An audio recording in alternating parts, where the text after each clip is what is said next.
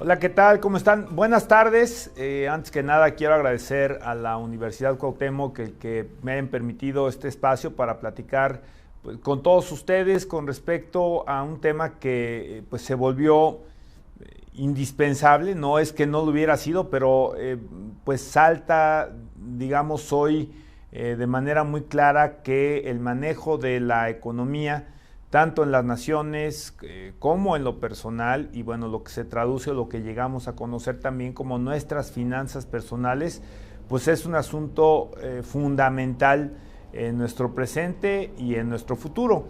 Quiero recordarles que al final de esta plática habrá un espacio para preguntas y respuestas, por lo que pues los invito a que en el transcurso de esta presentación se puedan hacer estas preguntas pues por los medios que nos permite justamente esta extraordinaria plataforma. Pero bueno, pues el tema económico es verdaderamente notorio, que se vuelve hoy una de las situaciones más importantes para personas y para los países.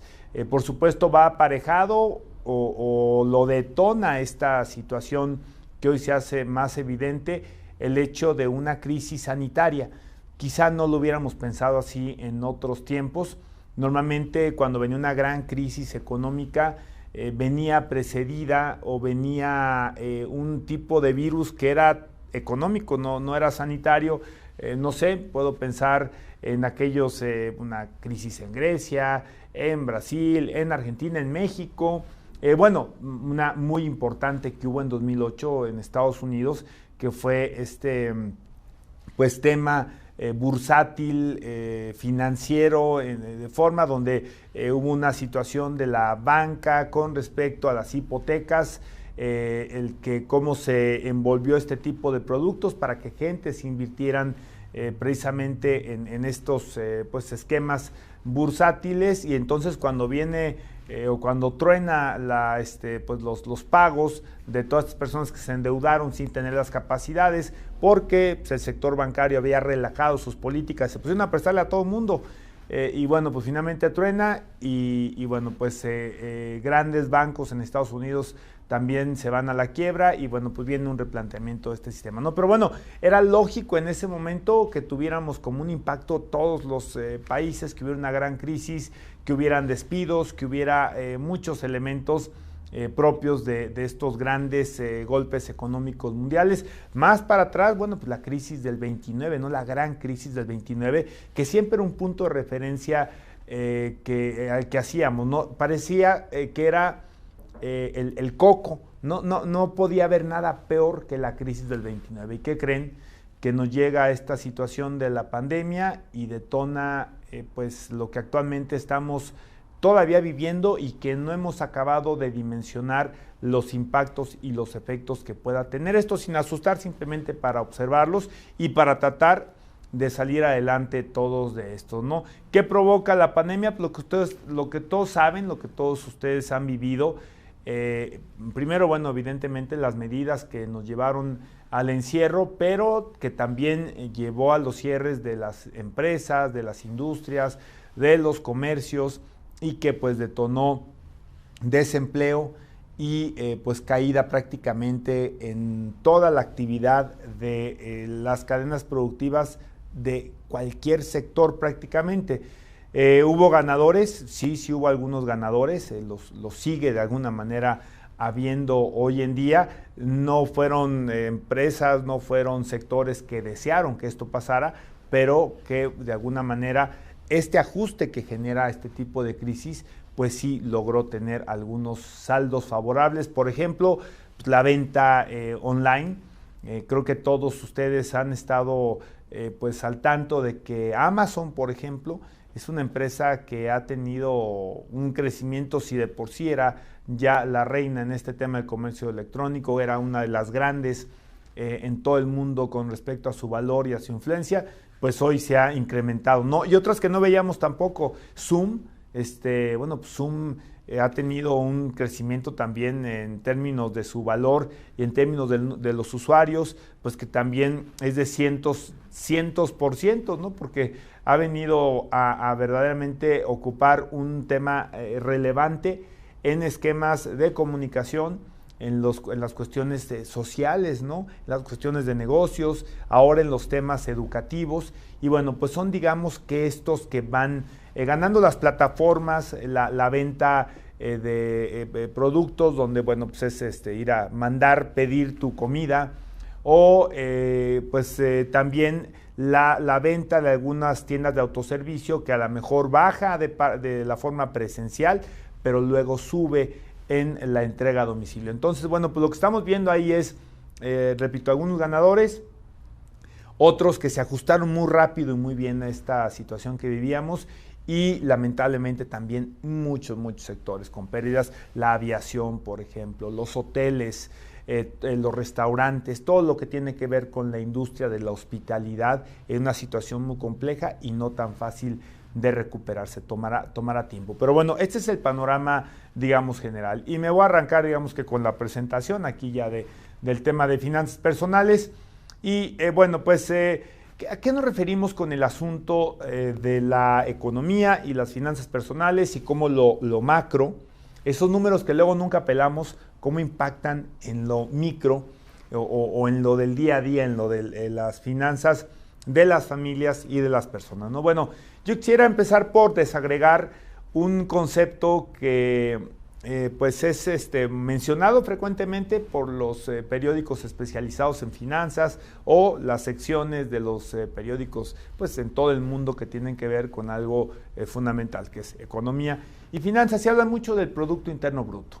Y bueno, pues quiero decirles que este indicador, que les digo a veces nos dicen no es que va a subir, no ha sido el que esperábamos, o tuvo una caída como la ha tenido ahorita, bueno, cómo es que llega justamente a impactar a nuestro bolsillo. Bueno, lo primero que tenemos que entender es que esto mide el valor de bienes y servicios finales en una economía y normalmente en un periodo de tiempo que recurrentemente se hace de manera trimestral, anualizado por supuesto, pero también, bueno, el dato anual es el que quizá es el más importante con respecto al Producto Interno Bruto. Pero ¿cómo se desagrega este Producto Interno Bruto? No, bueno, pues primero tiene que ver con el consumo. Lo que nosotros hacemos todos los días, las compras que realizamos, vamos a comprar un trapeador, una escoba, no sé, consumimos algún café, en fin, podríamos creo que una bicicleta. Ahora, bueno, por cierto, ahora que se fueron, otros de los ganadores, fíjense, interesante, ¿no? Me dicen que las tiendas de bicicletas también han aumentado las ventas de una manera muy importante. Bueno, pues por ahora la posibilidad a lo mejor de estar haciendo ejercicio en algunos lugares y que bueno, pues que son de las cosas que podemos hacer sanamente. Pero bueno, este tipo de productos, servicios que no acabaríamos, ¿no? Finales, llega el consumidor y los utiliza para lo que fueron hechos. Bueno, pues esto forman parte de la fórmula del Producto Interno Bruto. Y este consumo, pues claramente está siendo afectado en estos momentos porque hay dos situaciones. Estamos gastando menos porque o tenemos menos liquidez al haber perdido el trabajo, si se disminuyeron nuestros ingresos o inclusive si se disminuyó de alguna forma el sueldo. Entonces estamos consumiendo menos porque estamos ingresando menos dinero. Otra, los que están ingresando dinero o inclusive tenían un guardadito, lo más seguro es que estén más cautos cómo se gastan ese dinero, ¿no? A lo mejor pues son más cuidadosos y en lugar de salir a hacer consumos o hacer consumos en línea, dicen, no, ¿sabes qué? Mejor me lo aguanto porque no sé cuánto va a durar la pandemia. O en qué momento realmente me voy a recuperar de mis ventas, o en qué momento realmente voy a sentirme estable en mi trabajo. Esa es una situación psicológica de la economía que tenemos también que entender. En la economía no solamente hay números, hay mucha psicología, son sentimientos humanos, son percepciones. Y la incertidumbre genera una gran problemática en términos de consumo y de otros factores que vamos a ver ahorita en la presentación. Pero por lo pronto, esa es la situación con respecto al gasto de las personas. Tiende a ser menor y en algunos casos inclusive ni siquiera queriendo gastar puedes gastar ¿Por qué? Pues porque algún tipo de comercios estuvieron cerrados. Ahorita gradualmente han ido abriendo. En lo personal, en las plataformas que en lo personal tengo, en programas, estoy ahí por ahí en una estación de radio, también en televisión, en Grupo Imagen particularmente, televisión en Televisa, pues tenemos ahí la página de internet y todo. Lo que promovemos mucho y que les va a sonar algo irónico es sí tratar de consumir, hacerlo responsablemente, pero para salir de este momento tan complejo de esta crisis, porque lo es una crisis, pues necesitamos empezar a hacer que gire la economía y esta solo va a girar con el consumo. Si la gente no compra, el que vende no recibe el dinero, no le puede comprar a su proveedor y no le puede pagar a su empleado. ¿Quiénes a la vez van a hacer este mismo o estas mismas acciones en sus respectivos momentos y en sus respectivos lugares, en su casa, como consumidores también, que tienen que ir al súper, a la tienda de conveniencia, a la tiendita de la esquina, que tienen que pagar a lo mejor un servicio que les hagan en casa, etcétera? O sea, este círculo virtuoso del gasto, donde, bueno, si yo pongo un dinero, pues se multiplica al ir pasando en todas estas manos y que cada quien vamos liquidando y vamos comprando a la vez algo más, ¿no? Entonces, por eso es tan importante el consumo y siempre he dicho que en estos momentos lo que se necesita es precisamente gasto, pero por supuesto con cautela, ¿no? Tampoco nos podemos ir de boca ahorita porque quizá no tengamos esa certeza, que es lo que ahorita nos tiene complicados. La vacuna, y vamos a hablar más adelante de ella, la vacuna es el factor, no busquemos otro, la vacuna es el factor de certeza.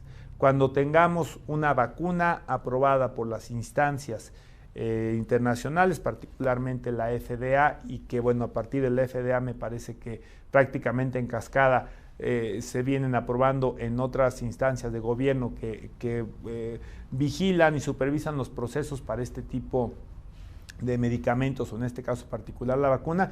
Es el momento donde diremos, bueno, ya sabemos cuándo acaba esto y es cuando se aplique esta vacuna.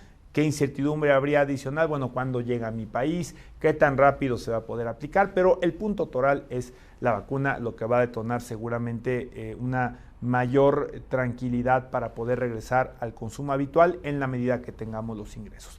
Un segundo componente de este PIB es la inversión. Y aquí sufre también, pues, de este mismo problema de no tener certezas. ¿Cuál es la inversión? Bueno, pues a lo mejor una fábrica, bodegas, autos cuando tienen que ver, o otro tipo de vehículos cuando tienen que ver con la producción precisamente. Y ustedes saben también que en épocas donde no hay certeza, pues el inversionista de alguna manera se frena un poquito. ¿En qué invertirías tú y tu dinero, por ejemplo? Y de repente es una pregunta que los que son muy ingeniosos, son muy innovadores, rápidamente la captan y encuentran a lo mejor uno de estos nichos o lo descubren, donde en época de pandemia y lo que vendrá después de la pandemia, porque este mundo, como lo hemos escuchado muchas veces, sí tendrá una transformación aún con vacuna, las formas de convivencia, de negocios, de vinculación, marketing, la educación habrá de tener un cambio, pero ¿en qué invertimos? Les digo, puede haber un tema de mucho ingenio y seguramente hay quienes en ese sentido están avanzando y están logrando ya hoy tener resultados, y hay otros que tal cual nos apanicamos y no sabemos en qué. No sabemos en qué, porque tradicionalmente yo podía invertir en un restaurante, ¿no?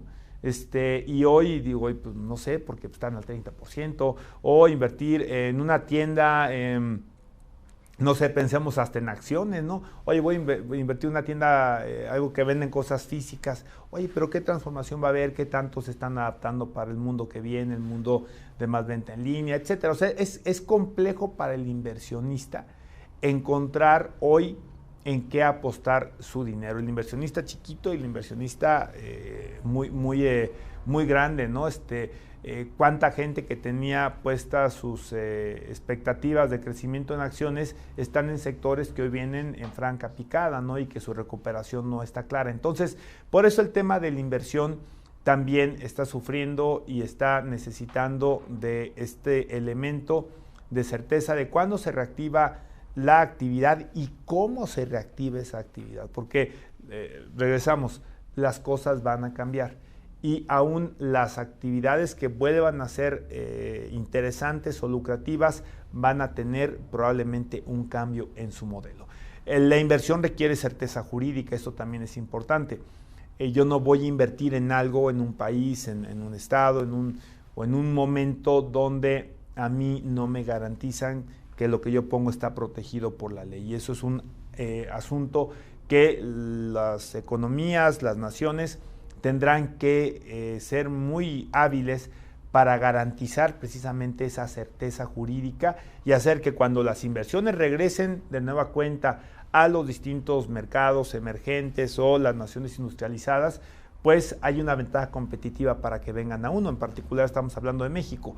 ¿Cómo le va a hacer México para que cuando los inversionistas están dispuestos de nueva cuenta a poner en juego su dinero, lo hagan en nuestro país? Entonces, ese tiene un elemento importante donde habrá que encontrar esa ventaja para que digan en México antes que en otros países, particularmente refiriéndonos a las economías emergentes. Y luego está el tema del gasto de gobierno en el componente del Producto Interno Bruto. Hay que recordar que los gobiernos también compran, que los gobiernos también contratan, y es importante que este gasto se dé. Por eso es que en el gobierno se penaliza el subejercicio, ¿no? El gobierno tiene el dinero para emplearlo, para aplicarlo, puede ser también a transferencias sociales, en programas de apoyo a ciertos sectores vulnerables, pero también comprando escritorios para las escuelas, laboratorios, vehículos, contratando servicios de asesoría, y entonces el gobierno es otro componente. A mí me gusta mucho que el gobierno no sea el mayor componente de ese esquema del PIB, pero en México sigue siendo muy importante lo que el gobierno gaste. Actualmente está a discusión el presupuesto de egresos, la ley de ingresos, estamos en la etapa del paquete fiscal, y bueno, por eso es que siempre hay que poner la atención en qué decide el gobierno gastarse el dinero y cuánto se va a gastar, porque forma parte precisamente de esta fórmula del Producto Interno Bruto. Y luego tenemos el tema de las exportaciones y la otra parte que son las importaciones, y bueno, la balanza comercial que se daría entre el diferencial de exportación y la importación. Si exportamos más de lo que importamos, pues somos superavitarios, ¿no? Y si importamos más, pues somos deficitarios, ¿no? Le compramos más al extranjero de lo que nosotros vendemos al extranjero. Y aquí está también otro tema bien interesante, ¿no? De la exportación. México tiene, la verdad es que una potencialidad importante. Se ratificó a final de cuentas el TEMEC. Le voy a cambiar aquí porque, bueno, ya yo me sigo de largo, pero pues tuvimos a final de cuentas el asunto del TEMEC, que yo creo que viene a dar ahí sí, para que vean una tranquilidad. Lástima que llegó apenitas antes del COVID, pero pues tuvimos la amenaza del presidente Trump de que nos iban a imponer algún tipo de aranceles si no tomamos determinadas acciones. Se amenazó también con salirse del TLC bajo alguna cláusula que lo permitía, discutida, pero a final de cuentas parece ser que había una rendija. Y pues como no hay loco que coma fuego, afortunadamente el mandatario de Estados Unidos pues dijo: vamos a acordar un tratado diferente. Él lo había prometido en campaña. Yo pienso que no ganaron tanto como él hubiera querido, pero a final de cuentas dice: yo cumplí. Se reformó el TEMEC y es en beneficio de los norteamericanos, no particularmente el sector automotriz, donde, bueno, pues hay sus asegúnes, pero pues él lo vende como un triunfo electoral. A final de cuentas me parece que los tres países ganan. Se actualiza un tratado cuyas reglas pues ya tenían más de 2 décadas, y entonces pues será necesario incluir sectores que no estuvieron en su momento. Por ejemplo, telecomunicaciones. Ustedes se pueden imaginar hoy el comercio sin el factor telecomunicaciones? Pues yo creo que no. Y entonces, bueno, pues la actualización del tratado fue algo positivo y le da a México esta posibilidad de seguir siendo un gran exportador, un gran socio comercial hacia los Estados Unidos y con esto beneficiar nuestra economía. Entonces, ahí están los componentes del Producto Interno Bruto y lo importante que son, como ustedes pueden verlo y lo recapitulamos si quieren, el consumo, como parte del PIB, lo que nosotros compramos, pero también lo que nos pagan a nosotros como profesionistas, como gente que practica oficios o como comerciantes o como industriales. Está el tema de la inversión, pues que también es fundamental porque al invertir se mueve también dinero, puede venir del extranjero, puede ser de inversionistas locales, pero le da esa sangre que requiere la economía para que viva nuestro organismo. El que tiene que ver con el gasto de gobierno, con esta misma lógica de consumo y que es un consumo importante en México y que nos derrama absolutamente a todos y les digo, también nos ayuda a que se llene la cartera o la cuenta cuando se generan este tipo de gastos por parte del sector público y a final de cuentas está el tema de las exportaciones y las importaciones. Hay otros elementos, sí hay otros elementos que pues son parte normalmente de la liquidez que tiene el consumidor mexicano, que es las remesas. Es un caso bien curioso ahora en el COVID, porque se apostó a que las remesas iban a caer a los suelos. ¿Y qué creen? Históricamente se han ido a los cielos. Las remesas, estaba leyendo hace rato aquí en el teléfono, en un mensaje de Twitter, que agosto había registrado de nueva cuenta un crecimiento arriba del 5% y ha sido de verdad histórico. Las razones son varias. Primero, bueno, la solidaridad, por supuesto, de los mexicanos que viven en Estados Unidos. Dos, se habla de que los mexicanos se han movido de sector y se han ido principalmente al sector agropecuario, donde la caída fue menor o casi pues marginal, porque pues seguimos consumiendo frutas, verduras, seguimos a final de cuentas comiendo y parece ser que el sector agropecuario, donde se ha trasladado buena parte de los mexicanos, dejando el sector de la construcción para otros, no totalmente, pero para otras nacionalidades también latinoamericanas que están en Estados Unidos, pues seguían teniendo los ingresos de un sector que no cayó y estaban mandando también a México. Se habla de muchos otros elementos. En mayo se dijo que era por el Día de las Madres, pero al final de cuentas el hecho es que subió de manera importante esta remesa y además con un dólar que está más caro. Entonces, a la hora que la gente acá en México cambia los dólares que les mandan de Estados Unidos, que están mandando más, y además se convierten en más pesos, ha sido muy bueno para nuestra economía. Creo que ha sido algo que no nos ha dejado caer más bajo de lo que ha implicado el impacto del COVID, porque eso ha generado dinero, flujo, economía y consumo. Ese consumo del que estábamos hablando, y por eso es que las remesas sí merecen aquí un lugar especial. Son el segundo ingreso más importante de este país.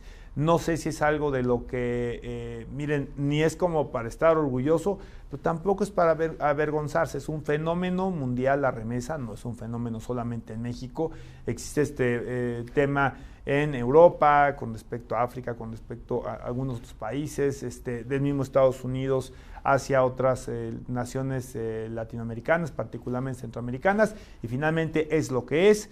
Hay una lógica migratoria de mexicanos a Estados Unidos histórica y hoy ha sido un apoyo importante para nuestra economía y para nuestras finanzas personales, porque de verdad sin ese gasto, sin esa liquidez que ha generado las remesas, la situación estaría más compleja de lo que está actualmente. Las elecciones en Estados Unidos, pues sí, tiene una consecuencia para México precisamente por lo que hemos platicado.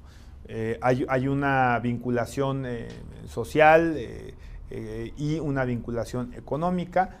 Migración fue uno de los temas que platicamos, y económicamente pues estamos hablando de que Estados Unidos es el principal receptor de nuestras exportaciones, de nuestros productos, y bueno, pues y de allá para acá también, también les compramos mucho o les surtimos mucho de los insumos que requieren para producción, no maquilamos también de manera importante para las grandes empresas de Estados Unidos, y bueno, pues por eso la importancia de esta relación. ¿Con quién nos queremos casar?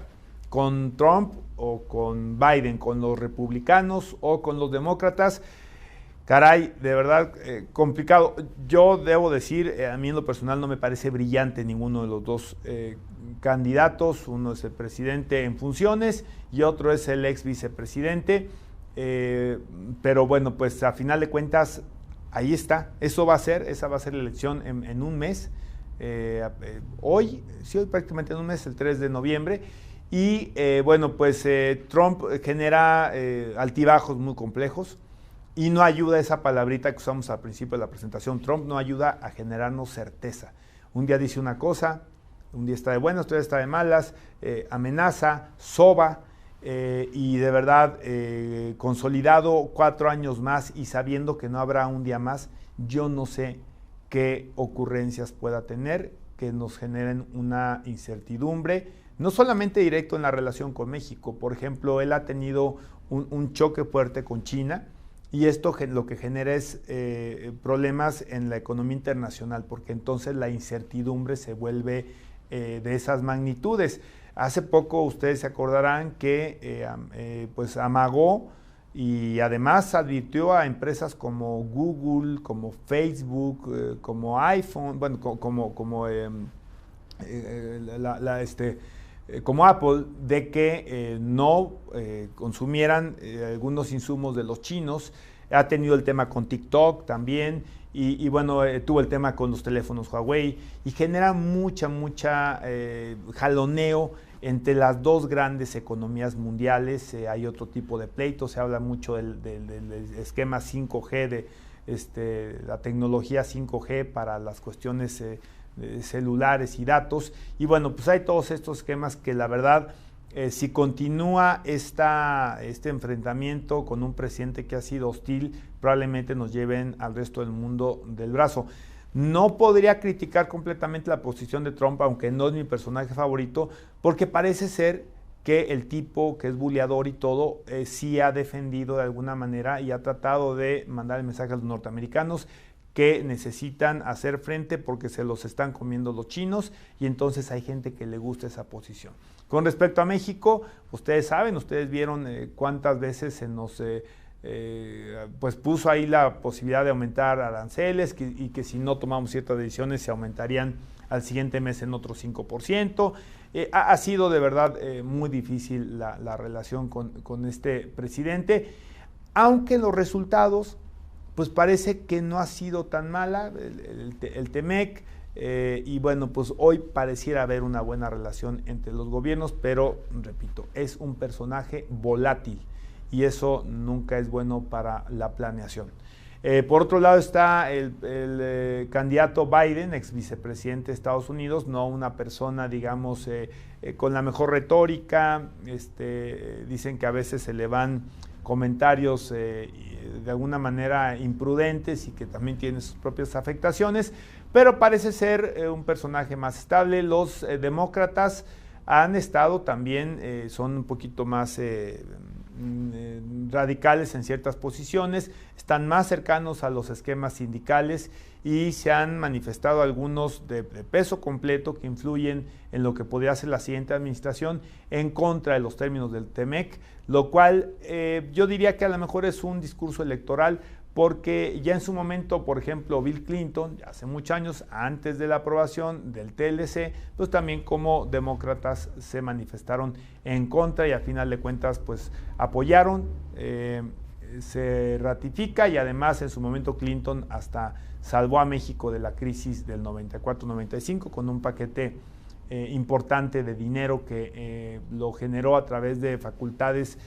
que ejerce como presidente sin acudir al Congreso. Entonces, pues miren, son asegúnes. A mí me gustaría un poquito más el perfil de los demócratas, del equipo demócrata, y bueno, pues vamos a ver en un mes qué pasa. Está reñido, aparentemente Biden tiene la delantera, pero recuerden que en Estados Unidos no se gana por parte del que tiene mayor número de votos, sino gana el que tiene mayor número de representantes al colegio electoral, y es una fórmula muy diferente a la de México. En la elección pasada Hillary Clinton gana con más de 2 millones de votos en la elección general, pero en el colegio electoral la derrota Trump, y es ahí con ciertos estados, ciertas entidades donde obtienes este tipo de apoyos, los swing states que le llaman, y son más o menos, hoy se calcula que pudieran ser entre 4 y 8 determinantes para esa elección. Y bueno, pues sí va a ser importante. La banca, otro tema fundamental en México, en nuestras finanzas personales.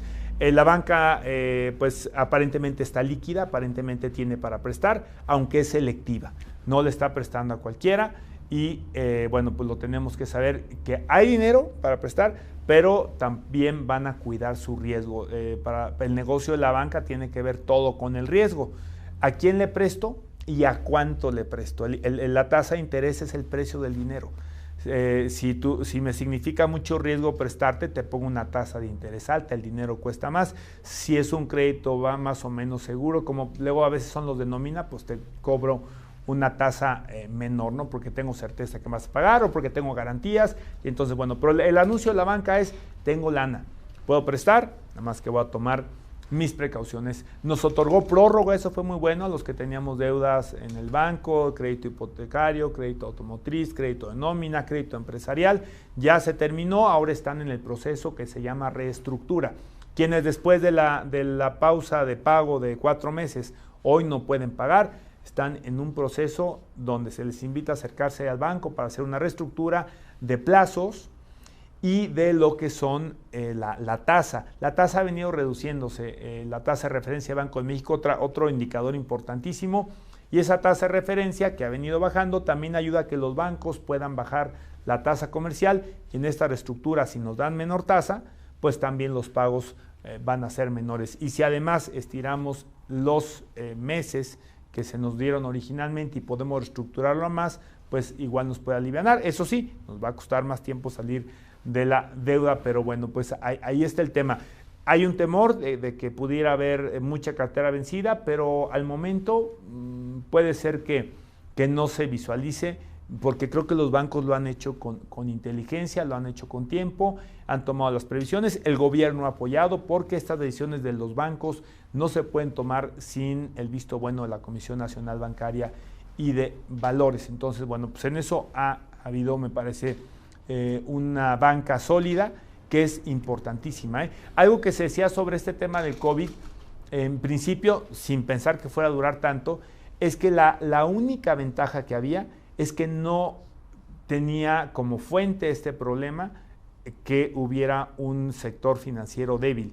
Al día de hoy se sostiene el sector financiero, la banca particularmente, me parece que sigue estando sólida, y bueno, pues es lo que al día de hoy sabemos. Les decía la tasa de interés, que es un factor bien importante que deriva de la tasa de referencia. El Banco de México ha estado bajando, lleva 11 juntas de gobierno donde toma como decisión seguir bajando la tasa de referencia, y los bancos ya empezaron a actuar. Hoy encontramos alguna tasa, recientemente tuve la oportunidad de entrevistar a un ejecutivo de un banco importante en México, están dando una tasa de 7.50, que es una tasa de verdad histórica. Me decía él que en sus años de banquero nunca había visto una tasa tan baja, y esto pues puede ser un incentivo para dos cosas: para reestructurar y para los que se quieren animar y pueden, para pedir prestado para inversión o para otras situaciones, y es interesante, es muy interesante pues esta tasa que ha venido bajando. Ya vi también anuncios de otro que maneja 7.90, en fin, no, claro, con sus condiciones, con requisitos, pero bueno, pues eso suena bastante bien. La inflación se ha mantenido relativamente baja hasta, me parece, la última quincena o el último mes, que se anuncia ya un 4.1%. El Banco de México preveía, tiene un parámetro de más menos, entonces se prevé entre 3 y 4%. Digamos que salió un poquito de ese parámetro, pero la lógica es que fuera muy baja durante la pandemia la inflación, porque no estaba habiendo consumo. Normalmente es el consumo lo que genera a veces que los precios se vayan para arriba, y ahora en este momento pues lo que estamos viendo es una economía que gradualmente se empieza a reactivar, se empieza a consumir. Se han encarecido varios bienes, algunos injustificadamente, y hay denuncias de que algunos tiendas de autoservicio pues, han estado elevando los precios de cosas que hoy son de primera necesidad, y eso está auténticamente mal. Ahí se necesita que intervengan autoridades, Profeco, Comisión Federal de Competencia Económica y otras de las instancias del gobierno, porque se tiene que atacar esta situación de que se eleven precios en perjuicio de los consumidores, que es de nueva cuenta nuestro tema de finanzas personales. Pero bueno, pues la inflación me parece está controlada. Vamos a ver que este 4.1 baje un poquito, pero está muy cerca del parámetro previsto por el Banco de México. Ustedes no se acordarán, pero en México hubo inflaciones de 100%, ¿no? Anuales, 100 y cacho por ciento anuales en los 80s y peor. Y en otros países ya ni les platico, ¿no? Pero sí la vimos negra, sobre todo en los 80s, y por eso es que el Banco de México pues, procura justamente cuidar a través de que no suba la inflación el poder adquisitivo de nuestro dinero. ¿Por qué es importante la inflación como factor, pensando o aterrizándolo a nuestro bolsillo? Porque si yo no incremento mi ingreso anual en más de lo que suben los precios de los productos, entonces pierdo poder adquisitivo. Vamos a poner un ejemplo. Si la inflación es 5% y yo sigo ganando, vamos a suponer que fue 5% en el 2020, ¿no?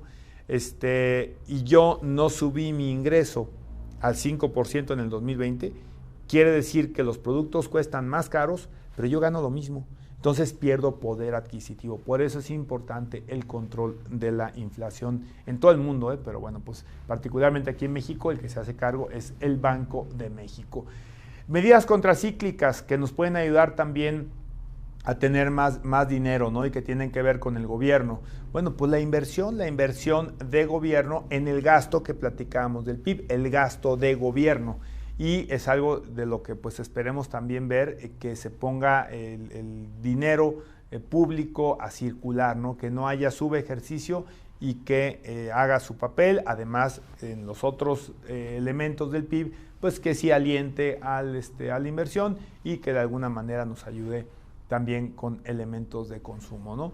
El Buen Fin, que no es de gobierno, pero por ejemplo el Buen Fin es un elemento del sector privado que en su momento contó con el apoyo y con la idea de lanzarlo también del gobierno, pero que pues es una temporada que nos incita a consumir. Este año va a durar 11 días y también es un elemento que lo que se busca es ayudar al PIB.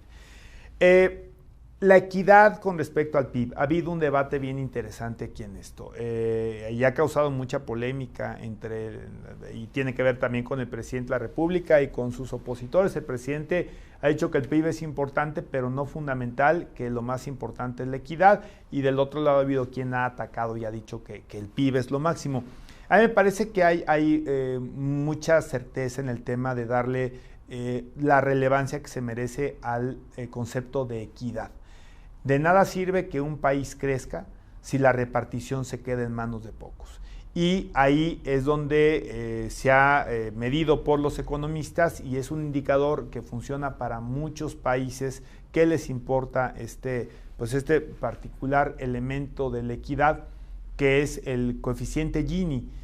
No lo voy a explicar ahorita, pero es un elemento que sirve también para decir, ok, el crecimiento bien, pero necesitamos ver la distribución de ese dinero. Generar más clase media es importante, y creo que este coeficiente Gini pues nos dice si lo estamos haciendo o no, si estamos concentrando mucha pobreza a cambio de poca riqueza. Y entonces un balance mejor, una clase media que tenga mayores capacidades de consumo, mayores capacidades de ahorro, mayores capacidades de inversión, de contratar créditos, es indispensable para una economía que funcione y que llegue a una cosa que a cada rato nos dicen, el mercado interno. Si tenemos personas que cada vez más mexicanos tengan una mejor capacidad adquisitiva, pues no vamos a ser tan vulnerables a las crisis de otros países. Esta de la pandemia es otra cosa, esta es una crisis mundial y la tenemos aquí clavadita y está en todo el mundo, pero a veces México ha sufrido por situaciones externas y pues no hay un gran mercado interno en México, porque a veces no hay esa capacidad de consumo, ni se generan una serie de bienes que en otras circunstancias podría darse. Entonces, la equidad sí es un objetivo que tenemos que seguir y por eso también tan importante. A nadie le sirve un país con tanta pobreza o con tanta concentración. Bueno, quizá le sirva a aquellos donde está concentrado el dinero, pero sí necesitamos buscar que haya mayor equidad y que esto se haga a partir de crecimiento. No tiene que haber injusticia, no se le tiene que quitar a alguien lo que legalmente tiene para dárselo a otro, simplemente tiene que haber una promoción, incentivos, elementos que generen crecimiento para lograr equidad, que sí, yo confirmo en mi opinión que es indispensable que al PIB le agreguemos el elemento, no como fórmula, pero el elemento de ir vigilando la equidad. Nos acercamos creo ya al final, pero sí andamos cortos de tiempo, ¿verdad? Pero bueno, son temas que creo que nos pueden ayudar un poquito a visualizar esta grafiquita, ¿no? que nos deja ver cómo se mueve justamente el dinero, ¿no? Y por qué es tan importante todos estos elementos y conceptos macro, cómo son importantes para nuestra vida diaria, para nuestros ingresos, para nuestro salario, para nuestro gasto, nuestro consumo, la posibilidad de que haya nuevos empleos. Todo esto que platicamos está vinculado y al final de cuentas se reduce una situación. Nuestras finanzas personales, nuestros negocios, hay que filosofar sobre los negocios. ¿Por qué no ponernos ahorita a pensar qué es el futuro para nuestra profesión, para nuestro comercio? En las profesiones ustedes saben que hay nuevas demandas, nuevos conocimientos que son los que imperarán de este momento pues hacia el futuro. Y a lo mejor una adaptación es importante. Los conocimientos que no necesariamente son solamente adquiridos hoy en una escuela, sino con todo lo que se está generando adicionalmente a lo que aprendemos en la universidad, pues hay miles de recursos en internet que pueden ayudarnos a especializarnos en conceptos, en conocimientos que están muy demandados hoy por el mercado y a lo mejor alejarnos un poquito de aquellos que no, aunque yo siempre he dicho que el que es gallo, pues en cualquier palenque, ¿no? Y si te gusta mucho alguna profesión, aunque no sea la más demandada y vas a ser el mejor, seguramente también te va a redituar. Pero hay que pensar, hay que filosofar qué es lo que viene, qué es lo que pasa hoy, qué es lo que viene en el futuro con respecto a los negocios y con respecto a las profesiones y los oficios, ¿eh? Pero bueno, creo que con esto me quedaría yo reiterándole la importancia de pensar en nuestras finanzas, como familias, como personas. Termino tomando un tema coyuntural, viene una reforma al sistema de pensiones, pero a veces en nuestra época de jóvenes no visualizamos lo importante que es ahorrar para el retiro y hoy esta discusión que se da sobre la reforma de pensiones puede ser algo que para los jóvenes, para los profesionistas, en su mejor momento, quizá en el COVID no es pero en su mejor momento profesional y de ingresos, tomen esa decisión de ir previendo también ese esquema de futuro y que tiene que ver con el retiro, con un fondo personal que lo hagas en un banco, en un fondo de inversión, en tu Afore, etcétera, etcétera. De verdad creo que viene bien ir pensando que no siempre seremos así de productivos y que sin ser pichicatos hay que manejar bien nuestro dinero, disfrutarlo por supuesto, pero hay que tener una balanza importante y tener una claridad de cuáles son nuestros ingresos y nuestros egresos. Y con esto yo me quedo, porque si no me voy de largo y el tema pues no es exactamente, nos tomaría varias horas, pero ya habrá oportunidad seguramente de platicar otras cosas. Por lo pronto, pues me quedo aquí y estaría yo pendiente de las preguntas que nos hicieran de los estudiantes que están con nosotros el día de hoy. Diego pregunta, ¿qué puede hacer México para frenar el alza de la inflación? Bueno, hay herramientas que se le llaman herramientas monetarias, de política monetaria. Esto lo hace Diego el Banco de México. Son fórmulas económicas que de alguna manera están relativamente probadas. Te voy a decir una que hace el Banco de México, que te repito, es el que tiene a su cargo el control de la inflación. Cuando se empieza a calentar la economía, cuando empieza a ver, irónicamente a lo mejor no nos va a gustar esto, pero cuando la gente, estamos en un momento de crecimiento económico, cuando la gente está gastando, cuando se está consumiendo mucho, cuando los gobiernos están saliendo también, la inversión llega, pues ¿qué pasa? Que nosotros nos ponemos a, pues precisamente a gastar, hay más gasto, hay más gente gastando dinero. Acuérdense de que hay una ley de la oferta y la demanda. Y cuando demandamos más, que es el consumo, y la oferta no crece al mismo ritmo, entonces lo que pasa es que suben los precios. Y ahí lo que hace el Banco de México es encontrar esquemas pues, para que la gente a lo mejor consuma menos, para enfriar un poco la economía de ese calentamiento que tiene. Una herramienta muy importante que usa el Banco de México es precisamente la tasa de referencia. Entonces lo que empieza a hacer es a subir la tasa, a encarecer el costo del dinero. De esta manera, el ahorrador dice, ¿para qué invierto en un negocio si el banco me está dando una buena tasa? Entonces voy y meto el dinero al banco y no lo pongo ahorita a moverse en la economía, ¿no? Porque digo, a ver, pues si acá no corro riesgo, aquí lo tengo en una cuenta, me está dando, vamos a suponer, me está dando 12%, y el negocio no tengo la certeza que me dé el 15%, no tengo la certeza que me dé el 10%, pues me voy al banco. Entonces, retiras dinero de la economía y lo metes al banco. Y es una manera como evitas también que se dé este esquema de consumo que está calentando los precios, que está haciendo o empujando los precios hacia arriba. Otra es precisamente que encarece el crédito. Entonces, al encarecer el crédito, muchas empresas o muchas personas consumen menos porque es más caro el dinero. Entonces, esa es una herramienta, Diego, de política monetaria, que es la tasa de referencia. Hoy la baja para promover el consumo, luego la subes para inhibir el consumo. Samantha, ¿qué instrumento financiero nos recomienda a nosotros como estudiantes que tenemos un mínimo ingreso? Pues mira, Samantha, ningún ingreso es poco para ahorrar, o ningún excedente de ingreso es poco para ahorrar, me refiero. El ahorro parte de que cualquier ahorro, así sean 50 pesos, 100 pesos, que por cierto 50 pesos para arriba ya te los aceptan en una tienda de conveniencia, te los aceptan para abonar a tu cuenta de Afore, ¿no?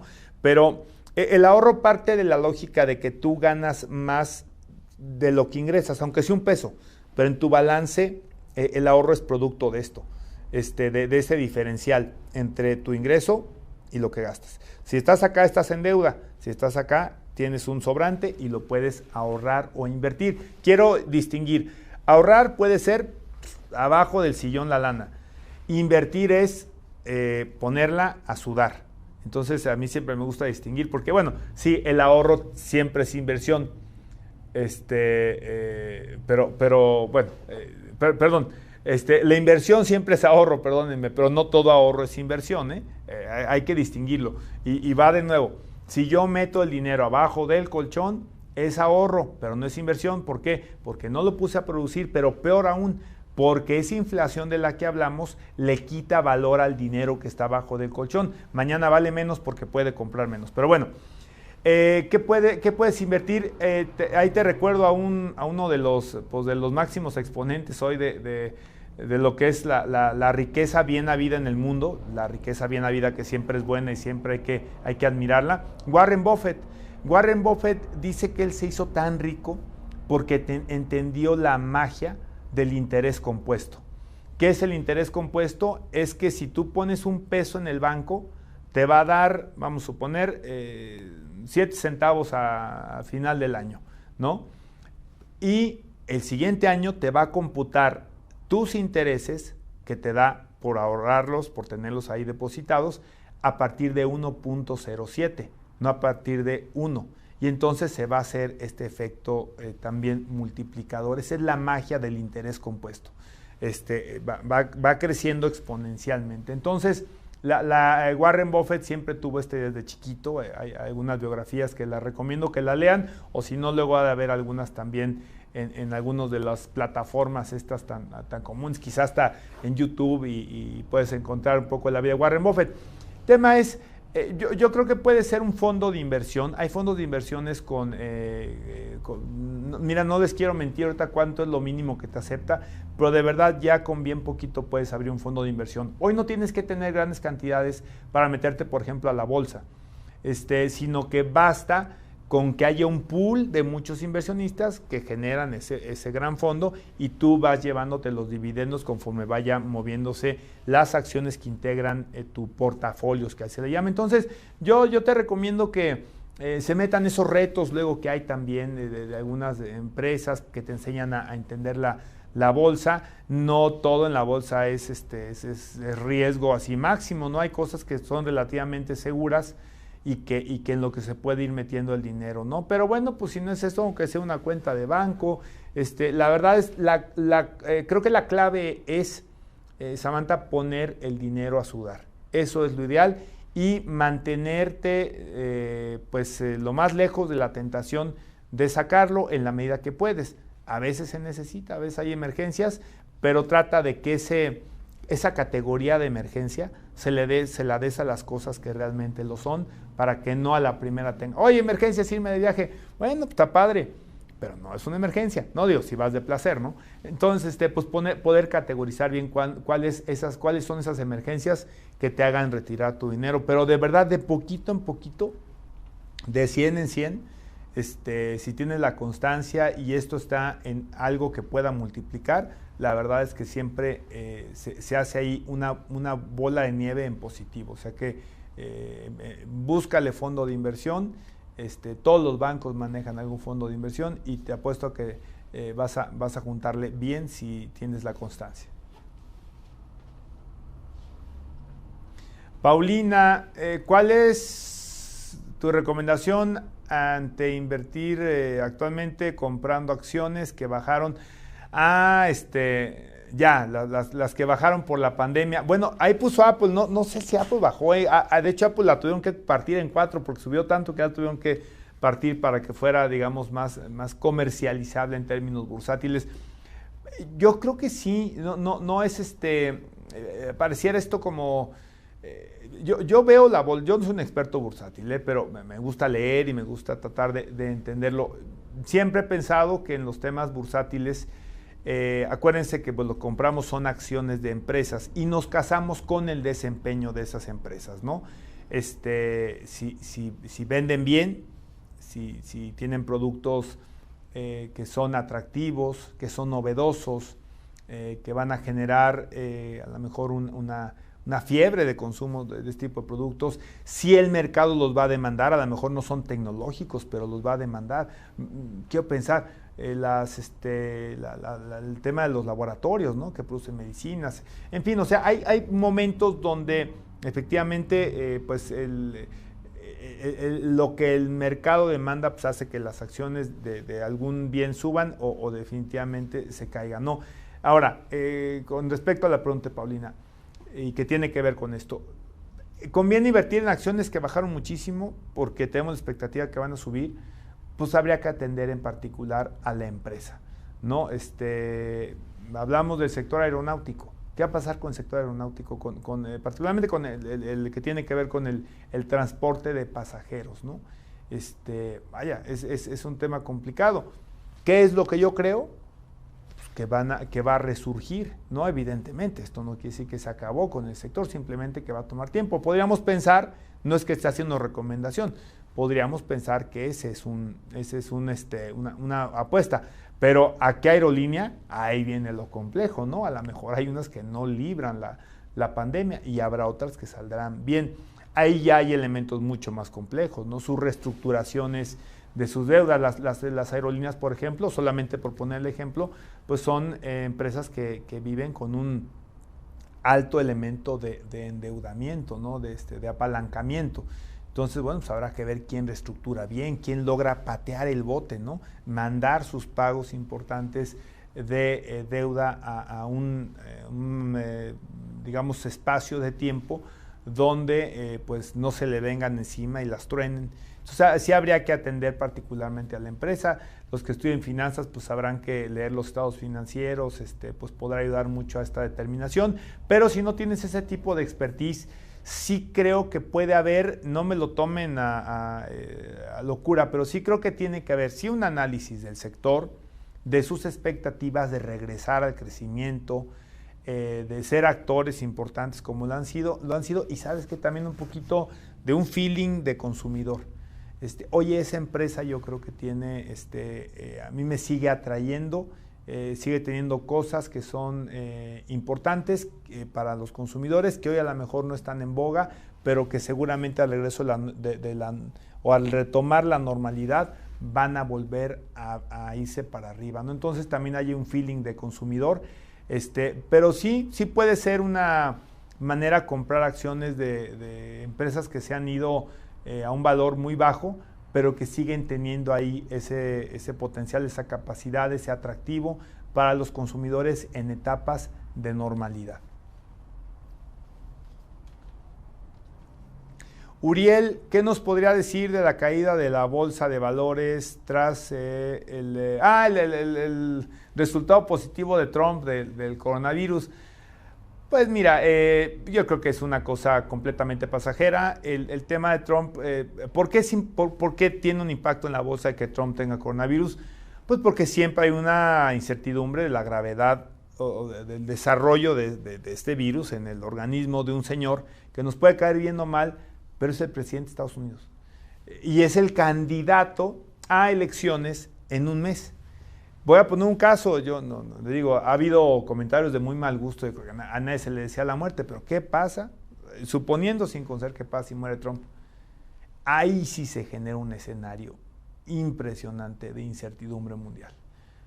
No solamente se quedan sin presidente, porque la sucesión presidencial en Estados Unidos es muy sencilla. Está el vicepresidente, y si no está el speaker de la Cámara Baja. Esa es la línea, y así vienen otros, ¿no? Pero por lo pronto la línea es muy sencilla, el vicepresidente. Pero te quedas sin candidato de entrada. O sea, la incertidumbre del liderazgo de la principal economía del mundo, sí, al menos hoy en la mañana, hoy en la noche y los mercados funcionando en la mañana, salvo los asiáticos, etcétera, pues claro que dicen, oye, está grave, es manejable, te genera eso, y repito la palabra y la repito, incertidumbre. Entonces, esa es la razón por la que afecta. Creo que conforme vayamos sabiendo que no es grave, no tiene consecuencias graves, como aparentemente así es, pues se irán tranquilizando los mercados, y de todas maneras van a estar volátiles, te lo digo, en cuanto más se acerquen a la elección del 3 de noviembre, habrá mucha volatilidad. Trump dijo que él no podía adelantar si reconocería los resultados, y eso no ayuda mucho a que la bolsa esté tranquila, pero por lo pronto, pues sí, les digo, el mínimo riesgo que haya de que el presidente de Estados Unidos entre en una etapa o de riesgo de vida o de riesgo de conciencia, sí hace que las bolsas tengan este comportamiento, no solo la de Estados Unidos, y el manejo de información será lo que determinará si hay una recuperación rápida de cualquier caída de acciones. Jimena, ¿qué tipo de negocios es más recomendable o factible invertir? Pues fíjate que nos regresamos ahí, Jimena, un poco a lo que hablábamos con respecto a las acciones, pero mira, yo te diría, aquí hay que, hace rato platicábamos y se quedó la pantalla de por qué no filosofar sobre nuestro negocio, ¿no? Y puede ser un negocio presente o puede ser un negocio futuro. Me parece que es tiempo vaya, yo no descartaría nada, ¿no? A mí me da gusto ver que empiezan otra vez los restaurantes a funcionar, que de repente vas y los encuentras con un buen nivel de una capacidad. Veo gente inaugurando, digo, no te digo que en restaurantes, pero veo gente inaugurando restaurantes, pues qué bueno, ¿no? Que tomen ese tipo de decisiones. Yo lo que te diría, Jimena, es tratar, creo que siempre la innovación es importante. Sé que es más fácil decirlo de lo que es hacerlo, o sea, de generar cosas nuevas, cosas diferentes, a lo mejor algo que existe, pero con una experiencia diferente. Me parece que hay que ver qué está demandando la gente, por qué vía está demandando la gente sus productos, sus servicios, y que encuentres ese nicho de innovación, repito, de algo que ya existe, pero que lo adaptes para ser diferente y dar una mejor experiencia al que consume el servicio o el producto, ¿no? Entonces, pues buscarle, leer, entender qué está pasando con los sectores, ver los reportes.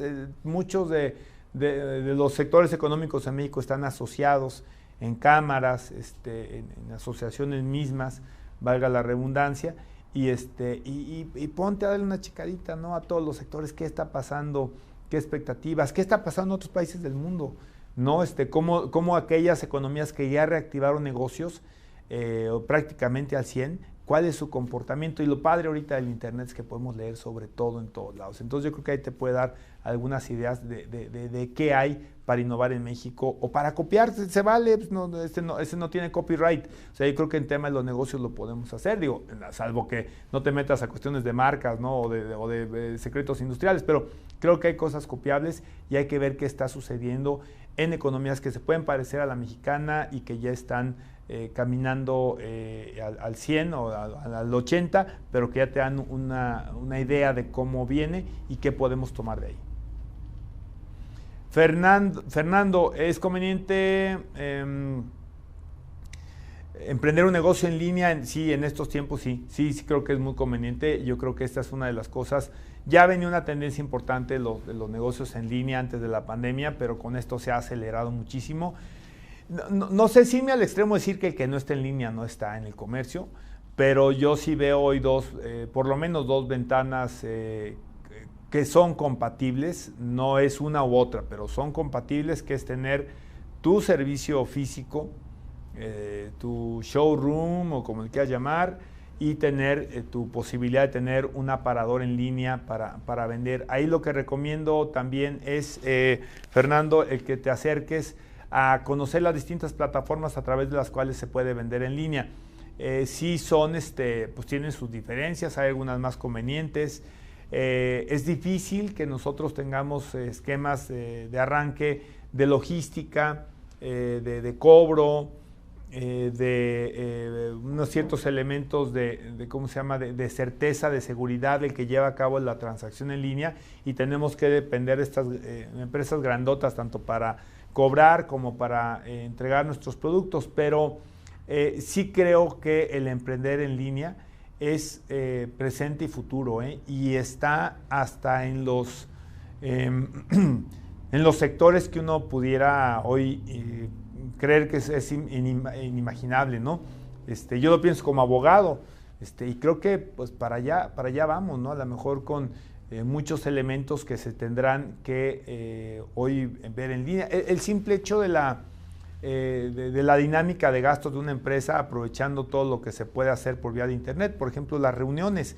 Yo creo que esto va a cambiar mucho los esquemas de oficina, ya lo está cambiando el home office y otros, pero bueno, no separándome mucho, el negocio en línea definitivamente es fundamental empezar a visualizar cada una de nuestras actividades, cómo la podemos dar en línea, porque nos vamos a hacer también los consumidores, los clientes, vamos a buscar más que se nos facilite esta situación. Los bancos, por ejemplo, los bancos ya están haciendo esquemas de apertura de cuentas donde ya casi todo lo hace en línea y llegas y en un caso indispensable, pues llegas solamente a firmar o a que cotejen los documentos con los que abriste la cuenta. Pues la verdad es que todo el mundo está buscando cómo facilitarlo, cómo hacer que la gente tenga que trasladarse menos, y pues ahí estamos y para allá vamos, Fernando. O sea que sí, emprender en línea creo que es bien importante.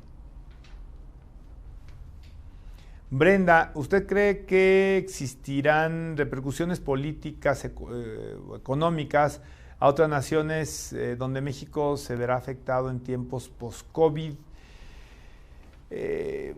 Pues no en particular, ¿no? Yo creo que no me parece. Yo creo que hablamos de las dos, quizá podría haber algunas más, ¿no? Pero que pudieran tener una repercusión directa, pues está la de Estados Unidos con México, que no hay nada más directo que eso.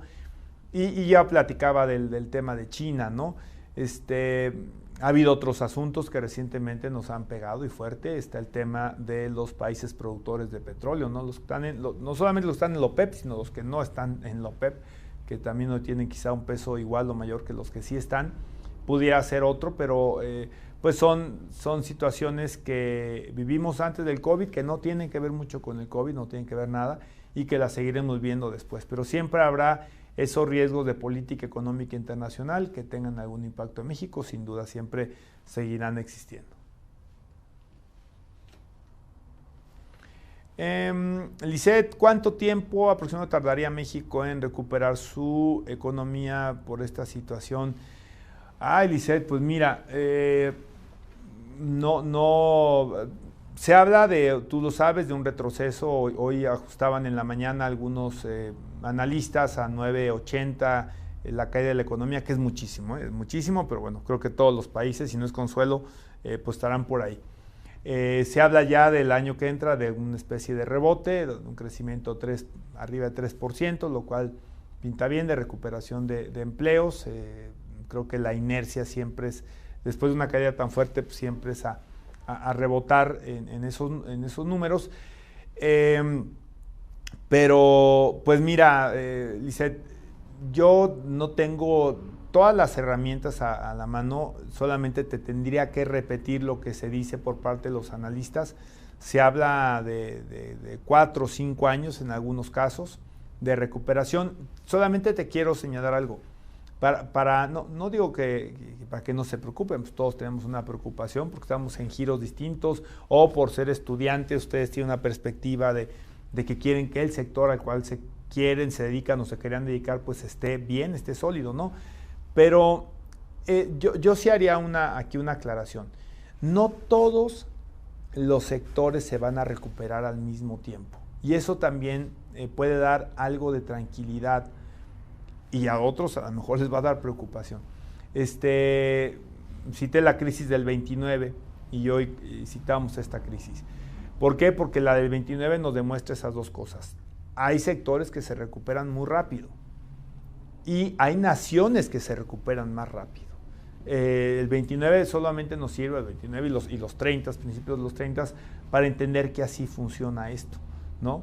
Precisamente por las demandas que tiene el propio mercado y por las decisiones que las naciones, los países, sus políticas económicas, fiscales, sociales, puedan tomarlas de manera correcta para salir de esto más rápido. Entonces, vamos a depender de esas circunstancias, pero repito, no todos los sectores, y olvidándonos del país en general, sino de sectores, habrá algunos que quizá nos sorprendamos qué tan rápido regresan. Les comento de un amigo restaurantero.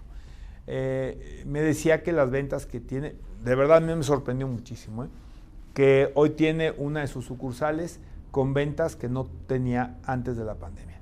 Explícatelo, ¿no?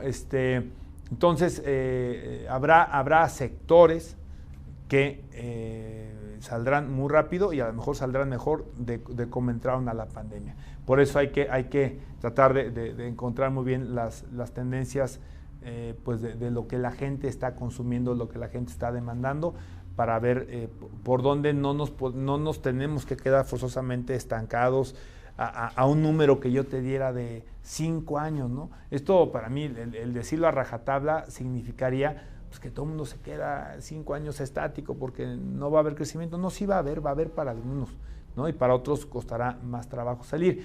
Las predicciones económicas, pues claro que siempre es interesante verlas, pero también hay que cuestionarlas, cuando Trump gana la elección, se dijo que el dólar se iría a 25 pesos. El dólar jamás se fue a 25 pesos con Trump. Se fue, me parece que a 22 altos y rápidamente cayó aún abajo del nivel previo a la elección de Trump. Entonces, son las remesas, hace rato platicamos. La expectativa con el COVID de las remesas es que cayeran a niveles históricos, subieron a niveles históricos. Entonces, no hay que ver esto con total desánimo, hay que verlo con astucia, hay que verlo con estudio para tratar de entender por dónde podemos salir. Última pregunta, ya aquí nos limitaron y bueno, sí, gracias. Es Dante Álvarez. ¿Qué lugar, fuentes se recomienda para asesorarnos de financiamiento? Definitivamente para financiamiento, pues yo creo que hay la banca, por supuesto, es una de ellas. dependiendo qué tipo de financiamiento. También el gobierno federal ha estado dando algunos apoyos que tienen que ver con vivienda, en algunos casos, con negocios, pero pueden ser estas dos alternativas. Si me permiten, voy a tratar de publicarlo ahí en las redes o en la página. Yo tengo una página www.pesoscentragos.com.mx y ahí publicamos seguido de este tipo de programas de financiamiento de gobierno, que hoy hay algunos créditos blandos. Les digo, hay algunos que tienen que ver que quizá no es tu pregunta, pero con casas, con mejora, con ampliación. Y por supuesto que la banca, yo voy a hacer énfasis en este último, en la banca, pero sobre todo por el costo del financiamiento, que se ha venido la tasa abajo, como lo platicamos, y que está en niveles que pudieran hacer muy atractivo un crédito por el interés que se está cobrando, y que si es tasa fija, pues tú te vas a llevar ese interés a 10 años, a 5 años, a 20 años, ¿no? A 20 años lo que vas a pagar de mensualidad pues va a ser realmente ridículo, siempre y cuando pues, no dejes de pagar, ¿no? Entonces, yo te insisto, creo que la banca es hoy bien importante para acercarse a escuchar sobre esquemas de financiamiento. Por supuesto, hay algunas instituciones, SOFOMS, hay algunos otros sociedades autorizadas, eso sí bien importante, autorizadas por Comisión Nacional Bancaria de Valores. Eso lo podemos checar si están autorizadas en la página de la CONDUCEF o de la propia Comisión Nacional Bancaria de Valores, para que no caigas en un fraude. Ahí me preocuparía más advertirlo sobre esto. Hay, primero, empresas que se hacen pasar, personas, fraudes, gentes que se hacen pasar por sociedades de financiamiento legalmente constituidas, te piden un dinero por adelantado y no lo vuelves a ver. Y te dicen que no hay requisitos o que no te piden buro de crédito, que tiene una tasa muy baja, te enganchan, das la lana y se acabó el asunto. Aguas con ese tipo de créditos, pero por lo pronto verifica si es SOFOM, si es otro tipo de sociedad financiera, y pues la banca normalmente no tiene pierde. Recientemente quebró una, no quebró, le retiraron su licencia, Banco del Ahorro FAMSA. No debe ser algo que nos preocupe como la generalidad de la banca, pero bueno, ahí hay otros consejos sobre el tema de FAMSA en mi página, pero ya habrá oportunidad de platicar. Por lo pronto acércate, creo que al banco, una sociedad financiera que esté debidamente registrada y supervisada por la Comisión Nacional Bancaria de Valores. Y bueno, pues con esto nos despedimos. Les agradezco mucho su tiempo, la invitación, y pues estaremos aquí las veces que nos hagan favor de invitarnos para platicar de pesos, centavos y de finanzas personales. Gracias.